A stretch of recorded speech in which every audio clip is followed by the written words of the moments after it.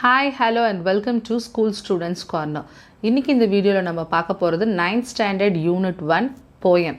So 9th standard unit 1 prose ஏற்கனவே post பண்ணியிருக்கோம். நீங்கள் அதை பார்க்கலன்னா டிஸ்கிரிப்ஷனில் லிங்க் தரேன், அதை கிளிக் பண்ணி பாருங்கள்.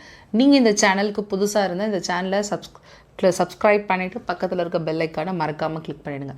இன்றைக்கி நம்ம பார்க்க போகிற poem stopping by woods on a snowy evening. So stopping by woods on a snowing evening இந்த போயமை வந்து ரைட் பண்ண போயட் பார்த்தீங்க அப்படின்னா Robert Frost. So before moving on to this poem we can know about who is Robert Frost. So அவரை பற்றின சில datas பார்க்கலாம். Here they had given about the author Robert Frost. He was in the year of 1874 to 1968 and he is an American poet. Okay, so if you are preparing for an TNPSC exam, so who Robert Frost அப்படின்னு கொடுத்து கூட sometimes மேட்ச்சில் American போயட்னு கொடுக்கலாம். அப்படி இல்லைன்னா who was the American poetன்னு கொடுத்துட்டு சில poets name கொடுத்துருந்தா அதில் ராபர்ட் ஃப்ரோஸ்ட் நேம் கொடுத்துருக்கலாம். ஸோ எப்படினாலும் கொஷின் கேட்பாங்க. So you should remember this. Robert ஃப்ரோஸ்ட் is an American poet and he is noted for his realistic description of rural life. So realistic description is nothing but ஒரு தத்ரூபமாக ஒரு உண்மையான rural life, அதாவது village life எப்படி இருக்குன்றதை வந்து நமக்கு விவிடாக அவரோட ரைட்டிங்கில் ஷோ பண்ணதால் அந்த விஷயத்துக்கு இவர் he is a notable person. Then he was born on 26th March 1874 and he spent his 40 years as an unknown entity.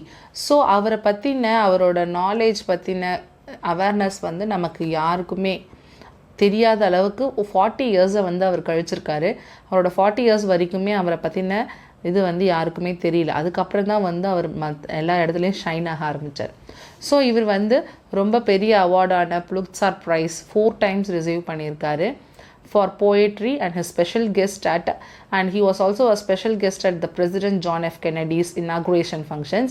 And Frost became a poetic force and the unofficial poet laureate of United States. நல்லா poet எழுதுகிறவங்க, நல்லா English இது பண்ணுறவங்க, so இந்த English literature ரிலேட்டடாக இருக்கவங்களுக்கு வந்து இந்த poet லாரேட்ன்ற இதை வந்து கொடுப்பாங்க. ஸோ அது வந்து இவர் அன்அஃபிஷியலாக ரிசீவ் பண்ணியிருக்காரு. தென் நெக்ஸ்ட் பார்த்தோன்னா some of his famous works பார்த்தோன்னா The Road Not Taken, West Running Brook, Mending Wall, After Apple Picking, etc. So இந்த மாதிரியான இதெல்லாம் அவர் எழுதியிருக்கார். அதெல்லாம் அவரோட ஃபேமஸான ஒர்க்ஸ். இதை தவிர்த்து பார்த்தோம் அப்படின்னா இந்த ஸ்டோரியில் பார்த்தோன்னா இந்த போயமில் stopping by woods on a snowy evening. So இந்த போயம் பார்த்தீங்க அப்படின்னா 1922 வந்து அவர் எழுதியிருந்தார். 1923 இது வந்து பப்ளிஷ் பண்ணார். ஸோ இந்த போயம் வந்து நியூ ஹாம்ப்ஷயர் வால்யூம் அதுலேருந்து எடுக்கப்பட்ட போயம். இது நியூ ஹாம்ப்ஷயர் அதுலேருந்து எடுக்கப்பட்டது. ஸோ இந்த போயமோட நேச்சர் பார்த்திங்கன்னா நமக்கு வந்து ஒரு இமேஜரியாக காமிக்கும். என்ன விஷயம் வந்து நம்ம போயமாக கொடுத்துருக்காங்களோ அதை நம்ம வந்து அப்படியே அந்த அந்த ஸ்க்ரீன்குள்ளேயே நம்ம போகிற மாதிரி ஒரு ஃபீல் கொடுக்கும். ப்ளஸ் பர்சானிஃபிகேஷன், அதாவது நேச்சுரல் ஆப்ஜெக்ட்ஸுக்கு எல்லாத்துக்குமே வந்து ஹியூமன் பீயிங் மாதிரி ஒரு க்ரியேட்டிவிட்டி, அந்த மாதிரி க்ரியேட்டிவ்னஸ் கொடுக்கும். தென் நெக்ஸ்ட்டு பார்த்தோம் அப்படின்னா ரிப்பீட்டேஷன்ஸ், சென்டென்ஸ் வந்து 1 or 2 times ரிப்பீட் ஆகிருக்கும். ஸோ நம்ம போயம் பார்த்தோம் அப்படின்னாலே we can easily know that. So அப்போ இந்த stopping by woods on a snowy evening வந்து எதோட வால்யூமை சேர்ந்தது அப்படின்னு பார்த்தீங்கன்னா நியூ ஹாம்ப்ஷயர். ஸோ இந்த நியூ ஹாம்ப்ஷயர் பார்த்தீங்க அப்படின்னா நிறைய வால்யூம்ஸ் ஆஃப் போயம்ஸ் அதில் கண்டெயின் ஆகிருக்கு. ஸோ அதில் பார்த்தோம் அப்படின்னா nothing gold can stay, fire and ice, இந்த மாதிரி நிறையா ராபர்ட் ஃப்ரோஸ்டோட எல்லா போயம்ஸோட லிஸ்ட் அவுட் சேர்த்து தான் இந்த நியூ ஹாம்ப்ஷயர்ன்ற வால்யூம் வந்து பப்ளிஷ் பண்ணாங்க 1923. ஸோ அதுலேருந்து எடுக்கப்பட்டது தான் இந்த poem. Okay, stopping by woods on a snowy evening, poet Robert Frost. Here first they had shown the picture of a person who is riding in a ஹார்ஸில் ride பண்ணிட்டு போகிற மாதிரியான ஒரு பிக்சர். ப்ளஸ் சுற்றி பார்த்தோன்னா அந்த பிளேஸே ரொம்ப ஸ்னோவாக இருக்க மாதிரியான பிளேஸாக இருக்குது.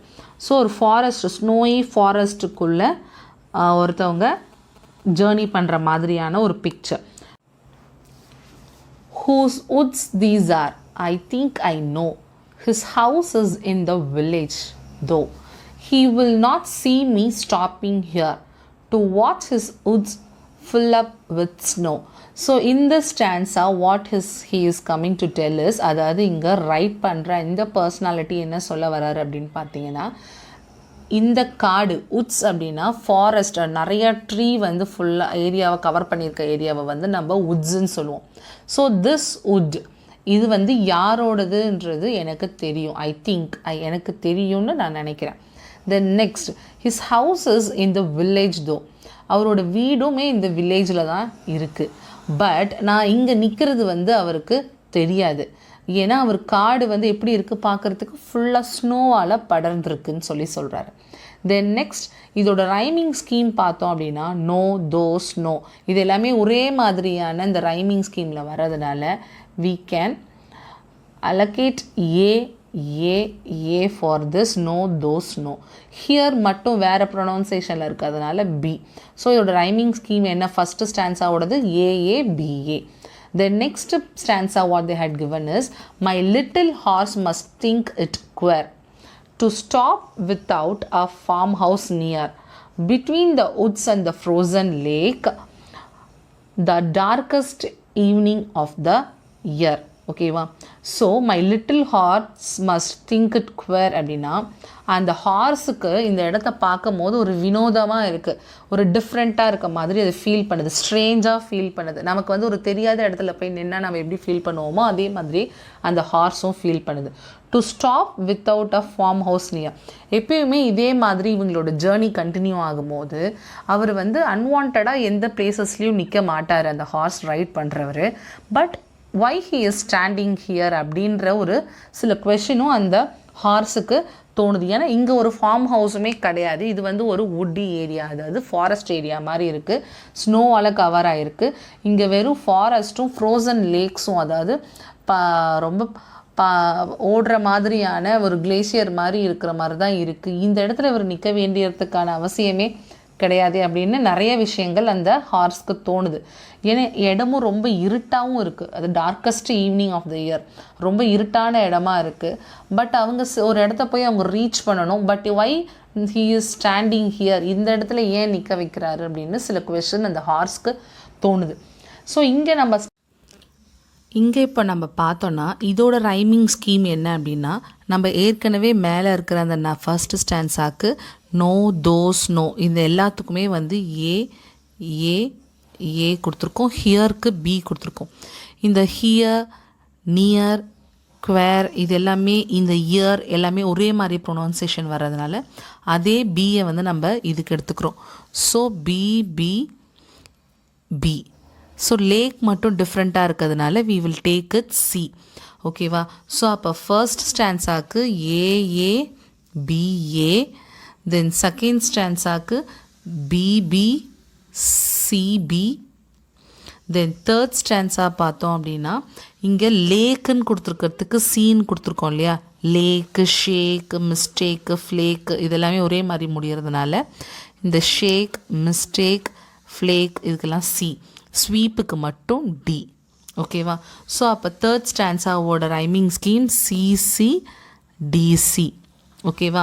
ஸோ நெக்ஸ்ட் பார்த்தோன்னா ஸ்வீப்புக்கு டீன்னு கொடுத்துருக்கோம். இங்கே டீப், கீப், ஸ்லீப் இது எல்லாமே வந்து அதே மாதிரி அந்த டபுள்இபின்னு முடியுது இல்லையா? ஸோ இது எல்லாத்துக்குமே D லாஸ்ட்டுக்கு.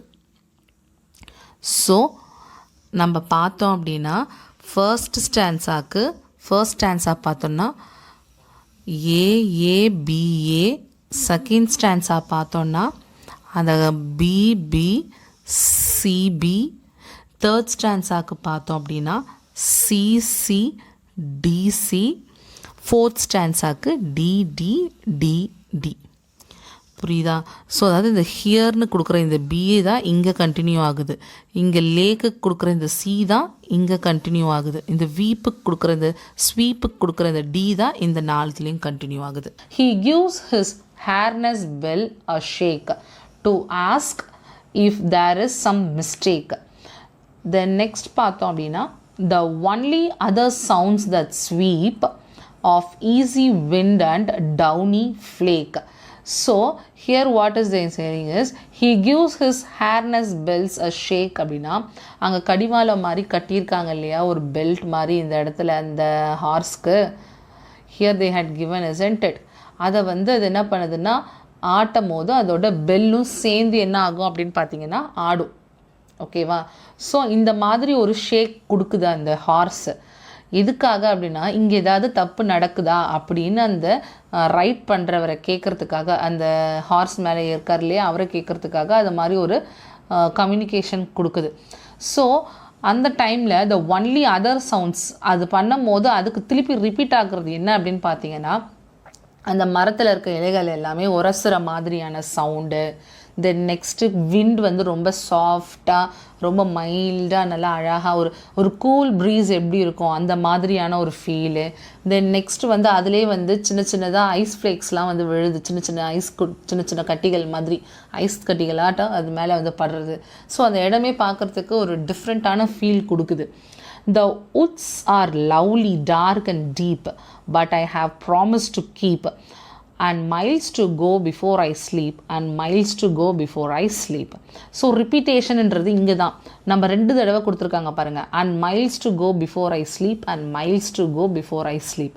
So this is the repetition given here. So இங்கே என்ன சொல்கிறாங்க அப்படின்னு பார்த்தீங்கன்னா இந்த வுட்ஸ் பார்க்குறதுக்கு, இந்த காடு பார்க்குறதுக்கு ரொம்ப அழகாகவும் ரொம்ப டார்க்காகவும் ரொம்ப டீப்பாகவும் ரொம்ப சைலண்ட்டாகவும் ரொம்ப கூல் ப்ரீஸியாக இருக்குது. பட் எனக்கு ஒரு ப்ராமிஸ் இருக்குது. நான் எங்கே ஆரம்பித்த இடத்துலேருந்து ஒரு இடத்துக்கு போய் நான் என்ன ஆகணும், ரீச் ஆகணும். ஸோ இந்த நேச்சரோட பியூட்டியை பார்த்துட்டு நான் வந்து அதை விட்டுடக்கூடாது. ஏன்னா நான் அதுக்கு ப்ராமிஸ் பண்ணியிருக்கேன். I have to reach the destiny. So எனக்கு இன்னும் நான் கடந்து போகிறதுக்கு என்னோடய பாதை ரொம்ப மைல்ஸ் இருக்குது. நான் தூங்குறதுக்கு முன்னாடி before I sleep I have to reach my destiny. இப்போவே ஈவினிங் ஆயாச்சு. ஸோ இதை வந்து போயட்டிக்காக நம்ம நேச்சரோடு சேர்க்கும் போது இப்படியும் பார்க்கலாம். In another way if you want to see this poem is, நம்மளோட லைஃப்பில் நம்மளை சுற்றி நிறைய விஷயங்கள் பியூட்டிஃபுல்லாக இருக்கும். நின்று நிதானமாக அதை பார்க்குறதுக்கு நமக்கு நேரம் கிடையாது. ஏன்னா நம்ம இந்த ஒரு வாழ்க்கையில் வந்து என்ன பண்ணிகிட்ருக்கோம், தொடர்ந்து ஓடிக்கிட்டே இருக்கோம். ஸோ நம்ம ஒரு வாழ்க்கைக்குள்ள நம்ம சுற்றி இருக்கிற நல்ல விஷயங்களை, நேச்சராக இருக்கட்டும், சில அழகான மொமெண்ட்ஸாக இருக்கட்டும், எதையுமே வந்து நம்மளால் நின்று ரசிக்க முடிகிற சுச்சுவேஷனில் இல்லை. ஏன்னா நம்மளோட லாஸ்ட் டெத்துக்குள்ளே நமக்குன்னு சில கோல்ஸ் இருக்கும். அதெல்லாம் நம்ம அச்சீவ் பண்ணணும். நம்ம லைஃப்பில் சைல்டுஹுட்னா படிக்கணும், அதே நம்ம பெருசானோன்னா நம்ம ஃபேமிலிக்கு ஒரு சேவ் பண்ணணும், சம்பாதிக்கணும், தென் நெக்ஸ்ட் நம்ம கோலை அச்சீவ் பண்ணணும், தென் லைஃப் டைமில் அப்படியே நம்மளோட ஜென்ரேஷனை திருப்பி நல்ல நிலைமைக்கு கொண்டு போகணும் அப்படின்னு நிறைய ஒரு இதில் வந்து நம்ம ஒரு சூழ்நிலையில் வந்து நம்ம மாட்டிக்கிட்டு இருப்போம். ஸோ அப்படி மாட்டிகிட்டு இருக்கும் போது நம்மளை சுற்றி இருக்கிற அழகான விஷயத்தை நம்ம பார்க்கணுன்னு நினச்சா கூட நம்ம கடமை நம்மளை அதை பார்க்க விடாது.